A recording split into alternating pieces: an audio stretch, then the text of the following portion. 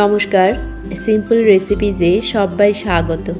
আজ বানাবো ভেটকি মাছের ঝাল ফিরোজি। তো চলুন শুরু করা যাক।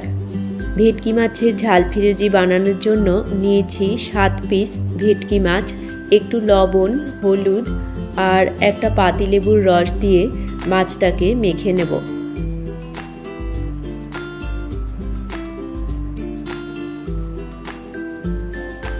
মাখা হয়ে গেলে ঢাকা দিয়ে 15 মিনিট রেস্টে রেখে দেব।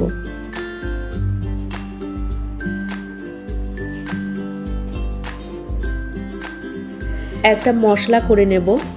5 কোয়া রসুন, 3টে ছোট সাইজের পেঁয়াজ, 1.5 ইঞ্চি আদা, 3টে কাঁচা লঙ্কা, অল্প জল দিয়ে একটা পেস্ট তৈরি করে রাখবো। পেস্টটা বানিয়ে নিয়েছি।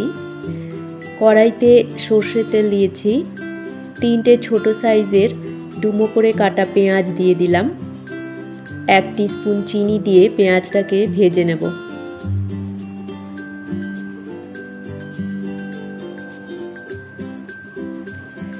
পেঁয়াজটা ভাজা হয়ে গেলে তুলে রাখবো।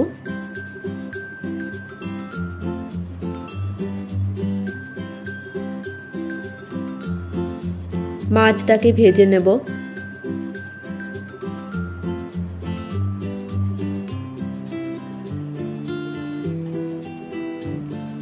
এক পিঠ ভাজা হয়ে গেলে উল্টে দিয়ে অপর পিঠ ভেজে নেব।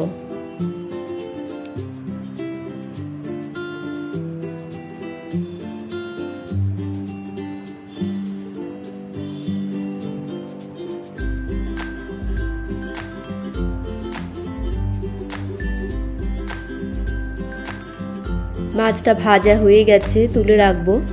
বাকি মাছগুলোকেও একইভাবে ভেজে নেব।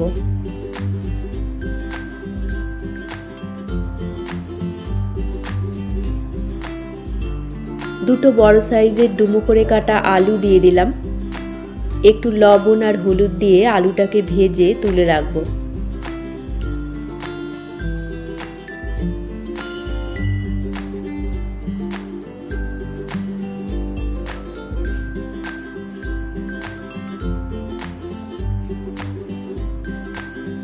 আলুটা ভেজে নিয়েছি, তুলে রাখলাম।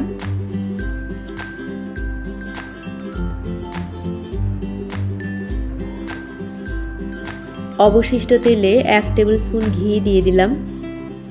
দুটো তেজপাতা দিয়ে কয়েক সেকেন্ড ভেজে নেব।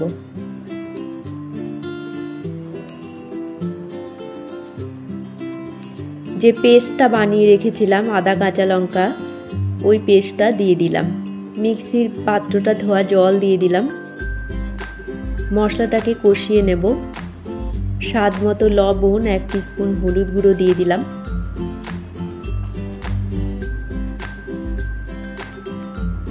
ততক্ষণ পর্যন্ত কষাবো যতক্ষণে মশলা থেকে তেল ছেড়ে দেয়।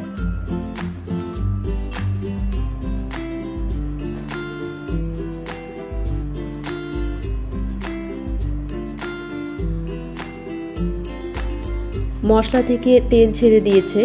ভেজে রাখা আলুটা দিয়ে দিলাম। আলুটার সাথে মশলাটাকে আরো একটু কষিয়ে নেব।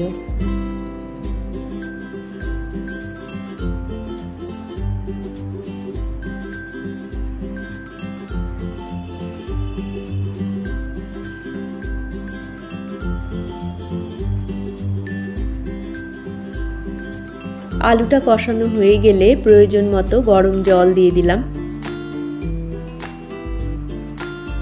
3টে চেরা কাঁচা লঙ্কা দিয়ে ঢাকা দিয়ে ঝোলটাকে ফুটে উঠতে দেব।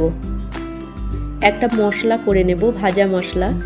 20-25টা গোলমরিচ, একটা বড় এলাচ, 5টা ছোট এলাচ, 5টা লবঙ্গ, 1 টিস্পুন সাজিরে, 1 টিস্পুন সামরিচ, 3টে দারচিনি হালকা ভেজে নেব। ভাজা হয়ে গেলে ঠান্ডা করে গুঁড়ো করে নেব।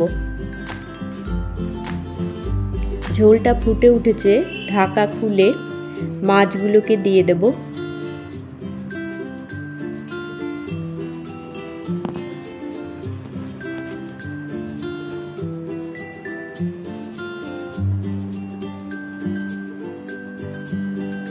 ঢাকা দিয়ে 2 মিনিট ফুটিয়ে নেব। ঢাকা খুলে চেক করে নেব আলুটা সেদ্ধ হয়েছে কিনা।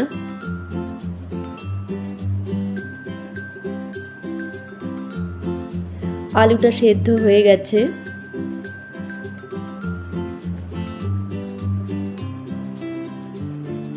ভেজে রাখা পেঁয়াজটা দিয়ে দিলাম, ভাজা মশলাটা দিয়ে দিলাম,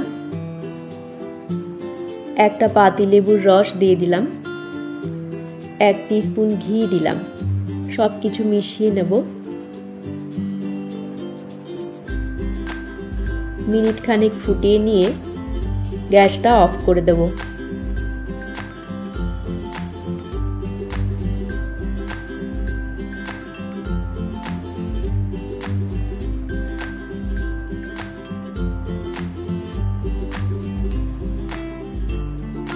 ঢাকা দিয়ে 5 মিনিট স্ট্যান্ডিং টাইমে রেখে দেব। ঢাকা খুলে সার্ভ করব গরম ভাতের সাথে। রেসিপি ভালো লাগলে আপনারাও এইভাবে বাড়িতে বানিয়ে দেখতে পারেন। আশা করি আপনাদেরও ভালো লাগবে। সবাইকে ভালো থাকার শুভেচ্ছা জানিয়ে আজকের মতো শেষ করছি। দেখা হচ্ছে পরবর্তী পর্বে। ধন্যবাদ।